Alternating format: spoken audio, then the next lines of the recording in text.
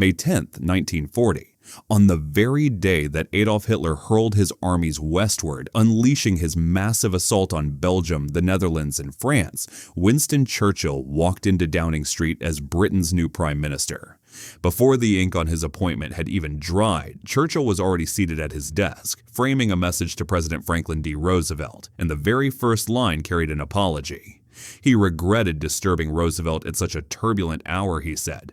But the situation confronting Britain was so dire, so immediate, that silence was impossible. Germany's armored divisions had torn through Western Europe with terrifying momentum. The speed of the German advance exceeded every intelligence estimate. French defenses were buckling under the blitzkrieg, and London's leadership faced a grim but unavoidable truth. Britain might be only weeks away from defeat. No one dared speak it out loud, but Churchill knew it, the chiefs of staff knew it, and soon Roosevelt would know it as well. Churchill had been corresponding with Roosevelt since the previous autumn, back when he was merely the First Lord of the Admiralty. He often closed his letters with the signature "former naval person," a humorous nod to Roosevelt's own naval service during the First World War. Roosevelt appreciated the warmth and informality of these exchanges, even as Washington maintained strict neutrality. But this letter, this urgent telegram, was entirely different. Churchill was no longer sending professional observations. He was speaking as the man who now carried the burden of Britain's survival upon his shoulders. And what he needed to say was urgent, unsettling, and brutally direct. The May 15th telegram, a message that could not wait. On May 15th, only 5 days into his premiership, Churchill's telegram left London. It opened politely, but after the first few lines, the tone shifted into stark clinical realism. Churchill explained that the German offensive had created a catastrophe beyond anything military planners had imagined. The French front was disintegrating. The British army might soon face destruction. Britain needed help, and needed it immediately. He listed his requests: 40 or 50 of America's older destroyers, several hundred modern aircraft ammunition, steel and anti-aircraft weapons. Any equipment that could be spared without crippling U.S. defenses. Churchill made no effort to pretend this was routine diplomacy.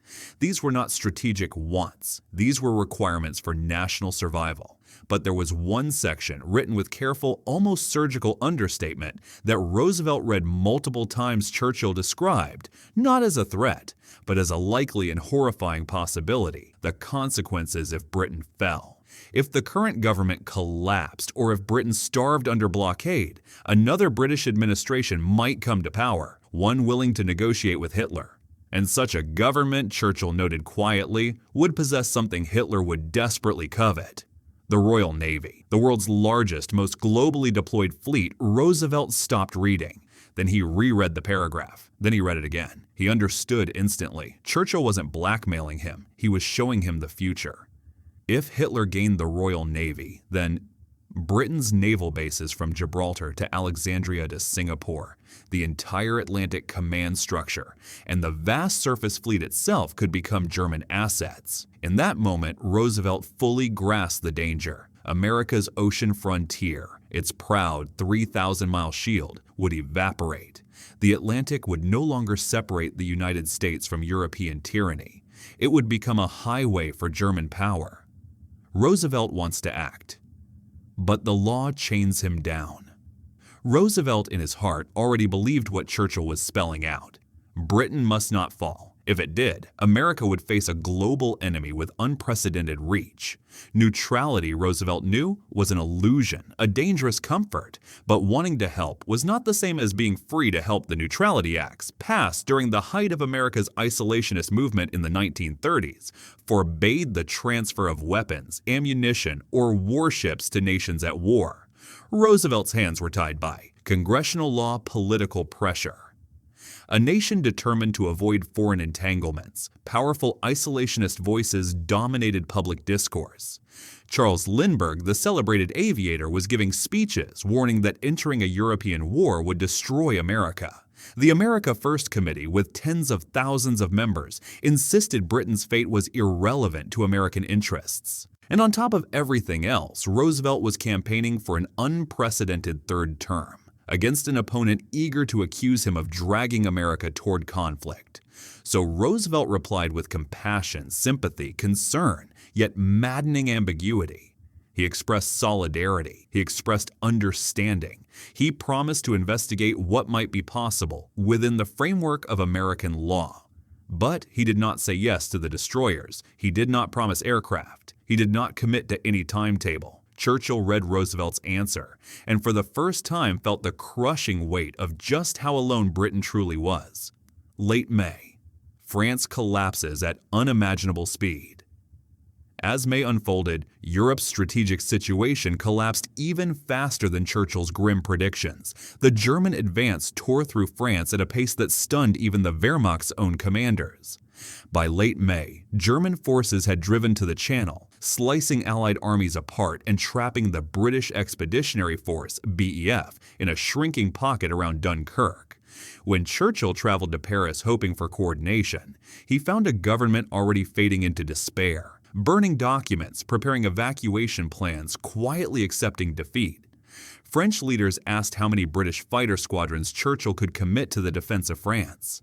The answer, calculated with cold military logic, was devastating. None, not one. Every available fighter would be required for the coming assault on Britain itself. Dunkirk, heroism, chaos, and a terrible reality. The evacuation from Dunkirk became one of the most extraordinary rescues in military history. Across 9 desperate days, from May 26 to June 4th, a patchwork fleet of Royal Navy ships, merchant vessels, fishing boats, tugs, and civilian craft ferried more than 300,000 British and French soldiers back to safety. Churchill described it as a miracle of deliverance. Yet even amid the celebration, he warned Parliament with brutal honesty. Wars are not won by evacuations, because although the army had been saved, it had left behind virtually every piece of equipment it possessed. Tanks abandoned in French fields, artillery pieces left smoldering on beaches, vehicles, ammunition, fuel depots. All lost Britain now had soldiers, but soldiers with almost no heavy weapons, facing an enemy that had just crushed Western Europe in less than a month. And across the Atlantic, the one nation powerful enough to alter the outcome remained locked behind laws, political divisions, and the iron weight of isolationist ideology. Churchill's communications with Roosevelt during this period took on a tone that grew more urgent, more raw, and far less diplomatic with every passing week. He was no longer sending polite requests from one statesman to another. Instead, he was describing, almost pleading about, a crisis that threatened not just Britain, but the stability of the entire democratic world. On June 4th, the same day he delivered his legendary "We shall fight on the beaches" speech to the House of Commons, he dispatched a private, far more vulnerable message to President Roosevelt. The radio broadcast had been bold, inspiring, defiant. But the message to Roosevelt was stripped of all public bravado. It was brutally honest. Churchill explained with sharp precision that while Britain retained the will to fight, it was rapidly losing the physical ability to continue the struggle. The old American destroyers he had been begging for were not merely instruments of naval combat. They were indispensable tools for protecting Britain's lifelines. They were needed to escort convoys, shield merchant ships, and defend the supply routes that kept the British Isles fed, fueled, and armed.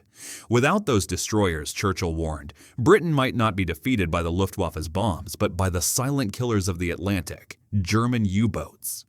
A slow starvation could do what air raids could not, force Britain to its knees. Roosevelt's own intelligence confirms the nightmare. Meanwhile, Roosevelt's desk was filling with reports from American military observers stationed in Britain.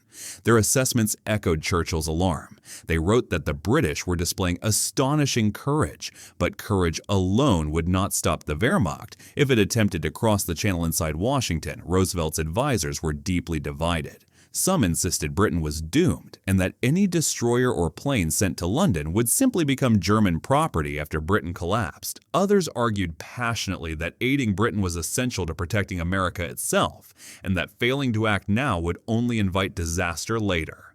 The pressure surrounding Roosevelt was intense and growing stronger by the day. France falls, Europe collapses. June became a month of cascading catastrophes. June 10th, Italy declared war, joining Germany. June 14th, German troops marched into Paris. June 22nd, France signed an armistice, surrendering half the country to occupation and leaving the rest under the collaborationist regime headquartered at Vichy. With France gone, Britain was truly alone against the entire length of a Nazi-controlled coastline stretching from Norway to the Spanish border. It was at this moment that Churchill sent Roosevelt what many historians consider the most direct, unfiltered message he ever wrote to the American president. He acknowledged that many Americans believed Britain was finished, that helping Britain now would be wasting resources on a nation destined to fall. But Churchill wanted Roosevelt to understand something absolutely essential. Britain would not surrender. Britain would not negotiate. Britain would never hand over the Royal Navy, its ultimate weapon, to Hitler. If the British Isles were invaded and conquered, Churchill wrote, the government would relocate to Canada, continuing the war from abroad. The Royal Navy would escape to distant ports and keep fighting. Under no circumstances, none, would Britain become a puppet state, nor would it allow its fleet to be used as a German tool against the United States. Churchill's message served two purposes at once. A promise: any American aid would not be wasted. A warning: if Britain fell after fighting to the last breath, there would be no intact empire left to negotiate with, only ruins, and a German colossus stretching from the Atlantic to the Ural Mountains. Roosevelt reads between the lines. Roosevelt understood exactly what Churchill was attempting to do. Churchill had to look strong enough to be a worthwhile ally, yet desperate enough to need immediate help. He had to walk a razor-thin diplomatic line, projecting confidence and urgency at the same time. While bombs were beginning to fall on British soil and German invasion plans were being refined daily, the U.S. searches for a legal escape hatched through July and August. While the Battle of Britain roared across the skies, the Roosevelt administration raced to identify a legal pathway to send Britain the 50 destroyers it so desperately needed. The challenge was simple but immovable. The Neutrality Acts blocked any transfer. Congress would never approve it. During an election year, Roosevelt's opponent, Wendell Willkie, campaigned on keeping America out of Europe's war. If Roosevelt made a move that looked like preparation for entering the conflict, he could lose the election, leaving Britain to deal with a new American president potentially unwilling to help at all. The solution, when it finally emerged, was a masterstroke of legal creativity. Roosevelt's advisors discovered an obscure provision that permitted the president to dispose of military equipment if doing so served America's own national interest. They argued that trading old destroyers for long-term leases on British bases throughout the Atlantic was unquestionably beneficial for U.S. defense. Thus, the Destroyers for Bases Agreement was born, the deal that quietly changed the war. On September 2, 1940, the U.S. announced it would transfer 50 WW2-era destroyers to Britain in exchange for 99-year leases on strategic bases in Newfoundland, Bermuda, the Bahamas, Jamaica, Antigua, St. Lucia, Trinidad, British Guiana. Roosevelt framed it not as aid, but as a prudent step to bolster the Western Hemisphere's security. The fact that these destroyers would save British lives was, legally speaking, just a fortunate coincidence. Churchill, upon reading the news, was thrilled, not because the ships themselves would transform the balance of power, but because of what they symbolized. America had finally taken a side. Roosevelt had found a path through the political minefield. The isolationists had been bypassed. This wasn't just a transaction. It was a signal that Britain was no longer fighting alone, a signal that America understood the stakes, and a signal that more help might soon follow. The destroyers themselves were far from glamorous. They were old, cramped, and required extensive refitting before they could operate effectively in the harsh North Atlantic. British sailors nicknamed them the four-stackers, referencing their distinctive quadruple smokestacks, which made them immediately recognizable but cumbersome in heavy seas. Handling was difficult, particularly in stormy waters, and their range and seaworthiness were limited. Yet despite their flaws, they could escort convoys, hunt German submarines, and free up Britain's modern destroyers for frontline combat duties, making them strategically invaluable. Even more crucial, however, was what the destroyers represented. These were American ships, manned by British sailors patrolling British merchant convoys. They were a tangible sign of the emerging Anglo-American partnership, a physical symbol that the two nations were no longer entirely separate in their struggle against Hitler's Germany. Roosevelt understood clearly that these ships were merely a temporary solution, a stopgap measure. Britain's demands were escalating exponentially, and the country was spinning itself into financial collapse, importing weapons, planes, and naval equipment at a pace it could not sustain indefinitely. Throughout the fall of 1940, Churchill's telegrams became increasingly direct, increasingly insistent. He no longer wrote in cautious language or polite requests. His communications reflected a nation under existential threat. Confronting shortages of cash, munitions, and materiel, Britain could continue to fight, but only as long as it had money to buy weapons, fuel, and aircraft, resources that were rapidly dwindling Roosevelt's strategic calculations. After his November election victory, Roosevelt spent weeks considering a way to alleviate Britain's financial crisis without violating U.S. law or provoking Congress. In December, he took a cruise in the Caribbean, ostensibly for rest, but in reality to think through the problem he pondered. How could America supply Britain with the arms it desperately needed without demanding payment the country couldn't make? How could he justify such aid politically to Congress and the American public? How could the United States support Britain without being seen as technically entering the war? The answer came to him in the form of a simple analogy, which he presented in a fireside chat on December 29, 1940. He said, "Imagine your neighbor's house is on fire, and he needs to borrow your garden hose. You wouldn't demand payment for the hose, you'd lend it to him, let him put out the fire, and return it afterward. America must act as the arsenal of democracy, producing weapons not for profit but for survival, lending them to nations whose defense ensures our own. Lend-lease, politics, strategy, and survival." Roosevelt's speech reframed military aid as a loan rather than a gift, emphasizing strategic prudence over sentimentality. He was not asking Americans to fight, but to manufacture, produce, and supply. The subsequent Lend-Lease Act, which codified this approach, allowed him to lend or lease military equipment to any nation whose defense he deemed essential for American security.